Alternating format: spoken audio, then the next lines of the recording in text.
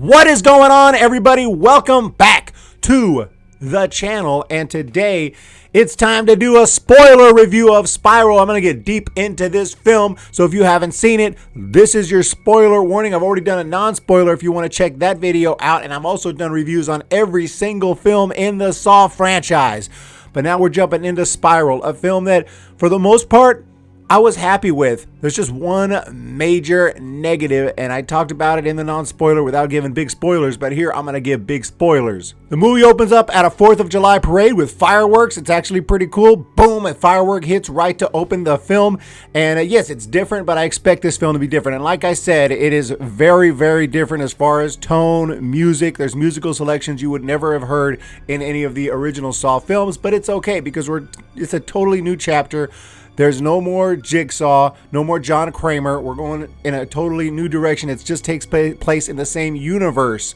Years down the line, it's more of a police movie, police detectives, investigations, and police are being murdered. And it starts out in that 4th of July parade with a police officer named Marv. And he gets kidnapped right away, or whatever you want to call it, by a guy in a pig mask. And that is definitely a callback. That's what John Kramer used to do with the pig mask. So that was pretty cool to see that. Boom. And he already got captured after he was chasing a purse snatcher. And then he ends up in a trap. Do you know where your officers are?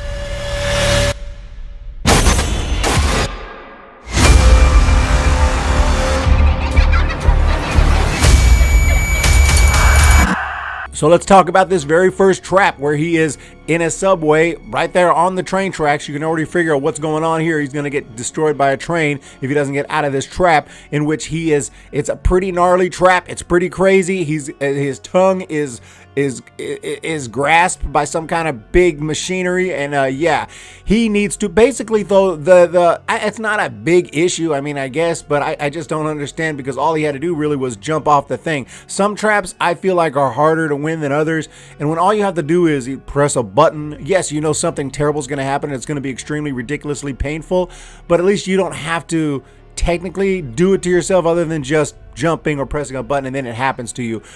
As opposed to a situation where you have to, take a knife into your eyeball and try to get a key out, or cut yourself somewhere, or cut off your own arm. That's a lot tougher because you're not just pressing a button, or you're not just jumping off of a little step ladder or something. In this case, you jump, your tongue is going to get ripped out. You're going to be, you're going to be in terrible pain. You jump off, you roll off the thing. I feel like I would have passed that test. I just feel like that test is a little bit passable. It doesn't mean everyone's going to pass it, but I felt like most people would pass that test because you realize what's going down. Your mind says, oh my God, if I don't get off this thing, I'm getting run over. And to wait till the last second and then jump off when it's way too late doesn't make sense. You jump off, you let your tongue get ripped out, and you freaking rolled off the freaking train tracks. But anyway, he did not, and obviously he got destroyed. But then we're going to meet Detective Zeke. You can see him in the poster behind me. That is Chris Rock's character. Now, shout out to Chris Rock for even, coming up with this idea and saying, hey, let's make another Saw film. I'm a huge fan of the franchise. I could see myself doing the same thing if I was a big Hollywood actor and I love Saw as much as I do. I'm like, hey, let's make another one. Because, especially if I had a decent idea. Now, he wasn't, one of the official writers, but he definitely was an executive producer who had the overall concept here. And, it wasn't a bad concept. And like I said in my non-spoiler, I thought he was really good as the character Zeke, and I thought he was funny. I thought he was really funny until things got serious, and I'm glad they didn't let him continue to make jokes. Because that's not realistic, and then some movies can be unrealistic if that's the overall tone, Naked Gun, for example, that's the tone of the movie. But that's not the tone of this movie. This movie, should be realistic for the most part, convince us, that this is really happening and these are police officers who are dealing with this situation. And Zeke is one of those guys, and he gets a new partner, very young guy. I think his name is William. And yeah, so Zeke is like, I don't want a partner. It's a typical thing we've seen in movies before, the grizzled cop. He don't want no partner, but he's getting one anyway. It's this young kid. And we also learn that all these other cops who work with Zeke and now William, they don't get along. They don't like Zeke. They don't like Zeke, and they kind of tend to be jerks. They don't.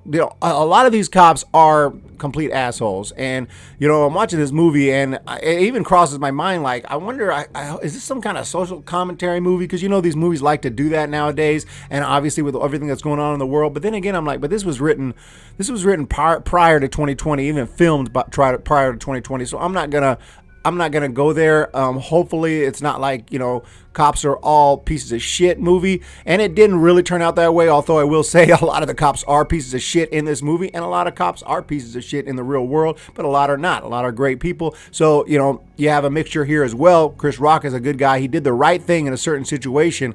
But he pissed off his fellow cops because he turned in a police officer who just shot someone point blank, an innocent person who was, supposed to be a witness. And it just made no sense in that situation. And we even see a couple other scenes, at least one other scene where a police officer just straight up just shoots somebody completely unarmed. Boom, just takes them out for no apparent reason. And there was a reason, but obviously not a good reason. So yeah, so we see that a couple times in this film. So a lot of dirty, bad police officers in this film. There is a lot of them, and they're not very likable. And for some, Zeke might not even be that likable. He's not a real friendly guy, but you know what? He is funny in the early stages of the film. And he is a guy that we can at least gravitate towards, which is a lot different than the previous film, Jigsaw, which really had no character to gravitate towards, to follow, to root for. At least there's someone to root for here. Definitely Chris Rock is that character. Or Ezekiel, I should say. Zeke is that character. Jigsaw? Wait, I thought the Jigsaw killer was dead. He is.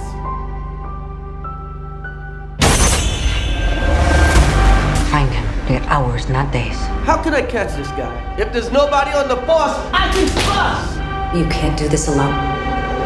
One of the cops we meet who is a piece of crap is Fitch. Guy does not seem very nice. He does not like Zeke. They don't get along, and we find out why. A long time ago, Zeke was asking for backup. He was yelling for backup. He was in a tough situation here. He was gonna get shot. There was gonna be a shootout, and I need backup. And Fitch was like, "Fuck him," and he didn't pay attention, or I can't remember if he didn't pay attention or just didn't care. But anyway, he didn't show up, and Fitch got shot, or not Fitch, but Zeke got shot. Zeke's dad was pissed off, who's Samuel L. Jackson. We'll talk about him more, but that was a pretty cool scene. There's more development here. There's definitely more development of the characters and their history.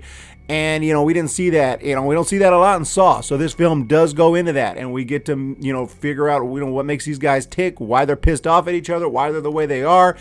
And, we get a lot more insight into that. But then Detective Fitch also ends up in a trap that I didn't fully understand. I need to watch this again.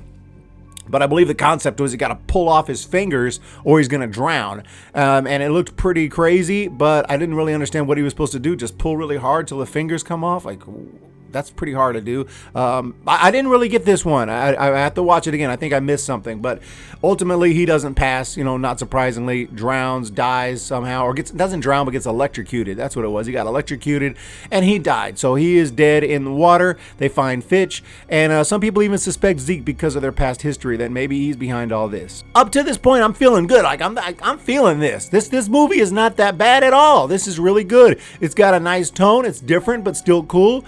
Got some interesting music choices, different but cool. Got a good vibe, got great cinematography.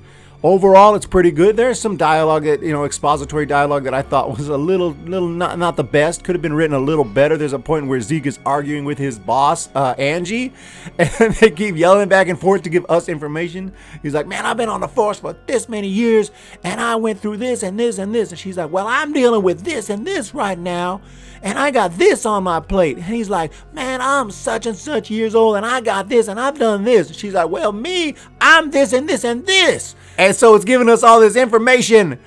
And we know it's all expository dialogue, but it's in the form of an argument. And, that does happen in real life. It happens, but not this much usually. I mean, you get an argument with your wife, man, I work every day. People say that people will, give information about themselves when they talk to others, but the expository dialogue was a little much at times here. But it, by no means the worst I've ever seen, and by no means ruining the movie. It's fine. It's just a little nitpicked, honestly. But then the scene that started to go downhill for me happened. That is when they receive a box at the police station that has some skin that has the tattoo, the same tattoo that William, Zeke's partner, had. And this is supposed to indicate that, he's been captured and he's been killed, right? Except we didn't see him captured or killed. And then they go find a skinned body, which we don't really see too much of. We just see a skinned body there. We see some flashbacks to somebody skinning him. We never see William in a trap. We never see William's face captured. Never. it just gives us little glimpses. While all the other traps were full on, we saw them get kidnapped, captured.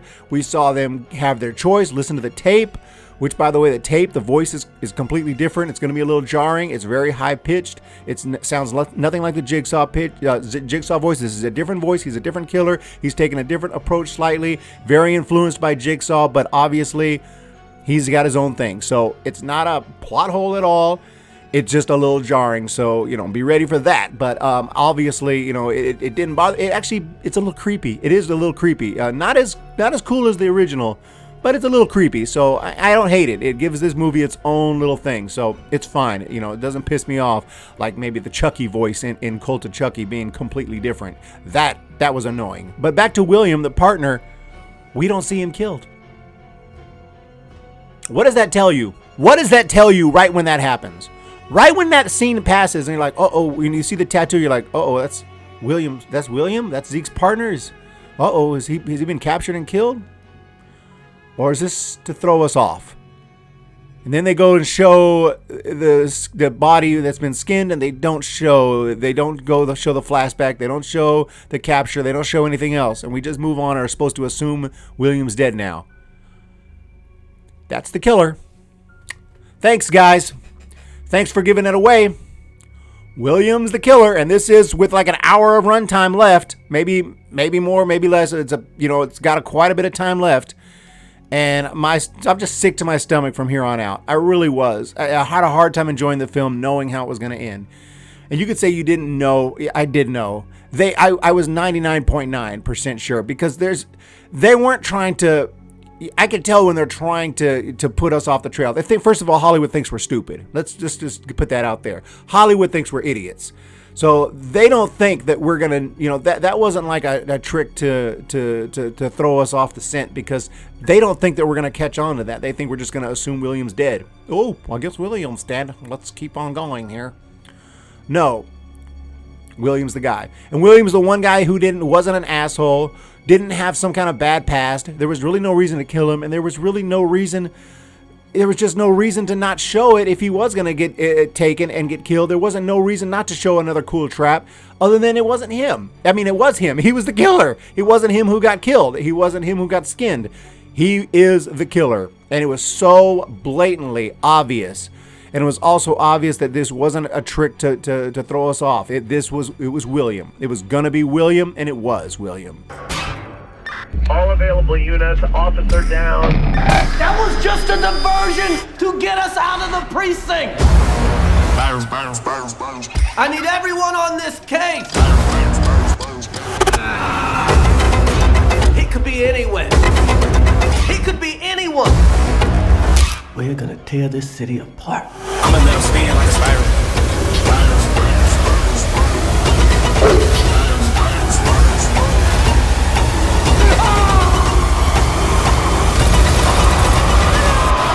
But anyway, Zeke gets another clue or something that throws him off. He's got to go help another cop who has been shot or something, or been stabbed. But this was just to throw him off, and this was a diversion because now they've kidnapped Angie, and she is in a trap, which I'm going to talk about in a minute. But they keep giving him these little clues, these little messages to help him figure it out. But he doesn't figure it out till it's just too late. What if he figures it out one time in time? Does he save someone?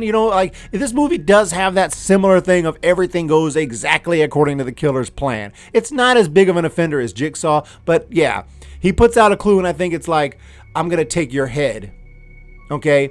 And what it really means is I'm going to take the head of your department, Angie. He doesn't figure it out. What if he figured it out right away? What if he's like, I'm going to take your head, Angie, and then he saved her, and what then? I'm just curious. But no, he figures it out right too late, and this happens multiple times. So Angie ends up in a crazy trap. This is a kind of weird one where she has to sever her spinal cord. This is like a knife or a blade or a big sharp point, that's underneath her neck. Or hot wax will be poured onto her face. To be honest, these traps were, I got a little confused on them, like how they work. Like, was she supposed to slam her neck back? Like, how is that not to kill her? Like, how can, and maybe it severs her spinal cord, but couldn't it kill her if she does it quite not in the right way? Or, it just seems a little iffy there. But anyway, Obviously, she doesn't pass in time. I think she did actually sever her spinal cord, but the hot wax still is poured all over her face. It's something I have to see again.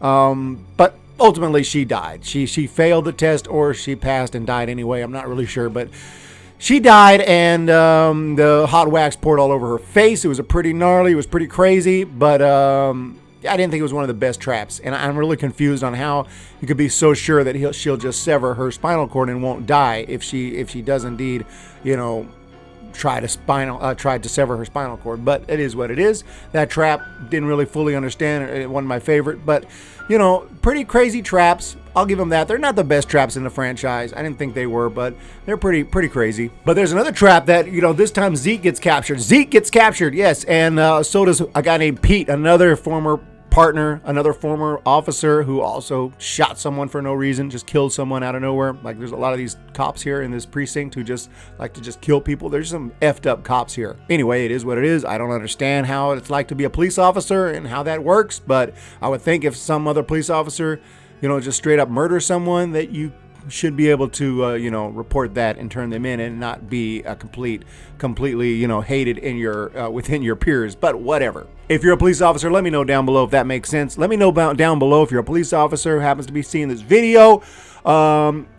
Is it, if you, one of your fellow officers, blatantly murders someone and you turn them in, are you now hated within the precinct? Are you now considered, having broken some, unwritten rule, and you are now, not liked, not loyal? Is that how that works? I just wondering, real seriously wondering. But anyway, he's in a room with Pete, who I think was his former partner, but he definitely was a former police officer who did some bad things. So Pete is there. So is Zeke, and Zeke in a very similar trap, a little bit of a callback. There's not a ton of dumb callbacks in this movie, dumb fan service moments, which I appreciate, but there's a little callback here because he's chained, his arm is chained up. There's a saw there, and he even puts the saw to his arm. He's like, am I gonna do this? And then, no, there's actually a key there. He's able to unlock it. And then another trap where shrapnel comes out of this crazy thing where shrapnel is flying towards. And they even give him another clue. The secret here, something, throw away the key. Throw away the key. And there's a trash can there. I'm surprised he didn't figure it out quicker. But just like always in this film, he figures it out too late. Pete's already dead by the time he figures it out. So I just feel like kind of dumb writing. It's not the best writing at times here. It's just kind of predictable at times, very extremely predictable with William, who now is going to show up here very soon, and it was you all along, and we're supposed to be like, oh, it was William. I'm sorry, man. I can't believe you won't figure it out. If you didn't figure it out, that's good for you, because the movie was probably more enjoyable. But I have to imagine at least 50-60% plus of viewers know it's William ahead of time, or at least highly suspect it. For me, I would have, like I said in my last review, I would have bet my entire bank account. Every penny I have, I would have gone through every savings, every dollar I could possibly find. I'd gone through the couch cushions and found every cent I could find and bet all of it. About 45 minutes in, that William would be the killer. But there is a final scene, and I'll give it this, that does some things happen that, couldn't have exactly predicted. Yes, we knew overall William was the guy. We knew that, he was going to have Zeke's father, Samuel L. Jackson's character, was going to be in some kind of a trap or something like that, and that he was going to have done some bad things as well. We can kind of figure out the whole thing. Now, how that trap was going to work, how they were going to give him an option to shoot the spiral. Zeke could shoot the spiral to release his father. Or he could actually shoot William because he only had one bullet. He shoots the spiral. His father gets released, but then the cops come in, and then there's, Samuel L. Jackson's character is connected to some device where he's like, and he's forced to like pretend that he's bringing up a gun, and it looks like he's going to shoot the officers, so the officers take him out. It was a pretty cool way to end it. And then as we see William going up the elevator, he gives a little shh to Zeke, because Zeke did that same thing when his father was shot by Zeke's partner. The witness earlier in the film, was murdered for no reason, and then Zeke did the shh So there's that little connection, and it's pretty badass the way. And I'm not saying I predicted that. I didn't per se predict that, but I definitely knew William would be the killer. I definitely knew the overall way this film was gonna end, just not every little detail. So those little details that I didn't know were gonna happen were pretty cool. So I'll give it that. By the way, Samuel L. Jackson's character is Marcus. I couldn't remember his name. I had to look that up. Marcus Banks. That is Samuel L. Jackson's character, the father of Zeke, and he has some pretty good screen time here. They're not a ton, but enough, and he's funny. He yells a few times, and it's entertaining.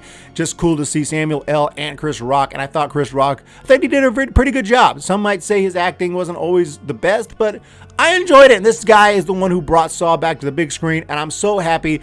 If this is the last Saw film we ever get, which might not be, probably not, but if it is, I'm so happy to end it on this as opposed to the previous one, Jigsaw. This film is very predictable. If you've ever seen a movie, you are going to know who the killer is, obviously, because it's the one guy who they don't show in a trap. They don't show how he was killed. Anyone else who we could have suspected is dead. Maybe it's Angie, the boss, dead.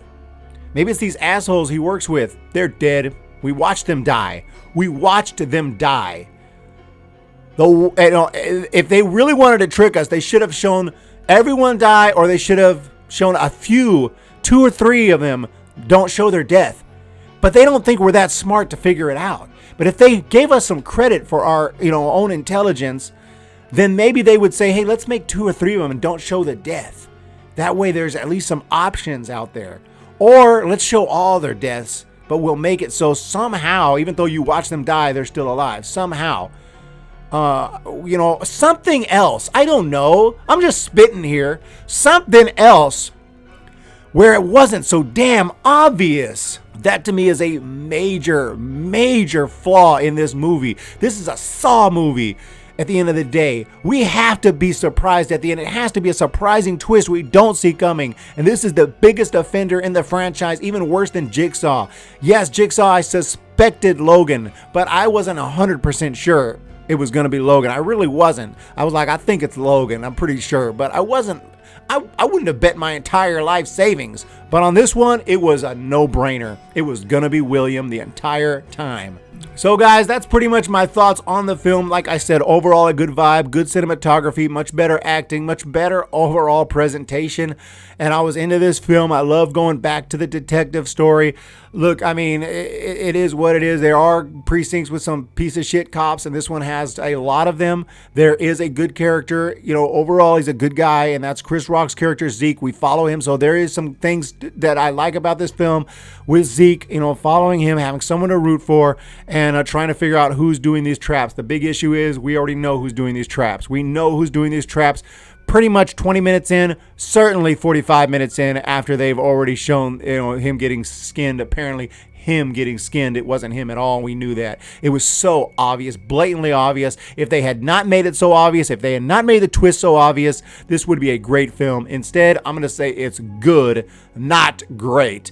And that's where I'm at with this. That's my final rating for this. A 7.5 is the best I can do. It could have even been freaking awesome with just a few tweaks here and there, and not giving away, not thinking your audience is a bunch of idiots. Thanks for that. So you guys really dropped the ball there. But overall, still good, not great. And I would definitely recommend to check it out. Not the worst in the franchise. Probably going to be toward the bottom on my list, to be honest, but we'll see when I do my ranking video, and that's coming up very, very soon within the next few days. So you guys have a great day. Let me know what you thought of Spiral. Sorry for going on and on, but I wanted to give in-depth thoughts on this film, and we're going to have more discussions of Spiral. There'll be more Saw videos coming.